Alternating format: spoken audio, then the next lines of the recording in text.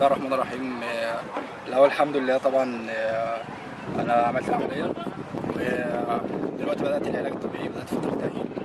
يعني قعدت شهر ونص تقريبا في العملية وفي دراعي ولسه فاكر دراعي تقريبا من يومين بس. فالحمد لله بدأت أقعد من يومين علاج طبيعي وبدأت أأهل مع الدكتور هشام. إن شاء الله في معسكر اسماعيلية بعد العيد هبدأ أنزل مع الفرقة التمرين، وإن شاء الله يعني في التمرين واحدة واحدة كده برضه هبدأ أشارك برضه واحدة واحدة في التمرين كده.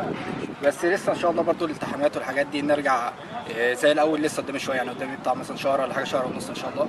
يعني ممكن على بداية الدوري إن شاء الله أكون جاهز 100% إن شاء الله. شكرا.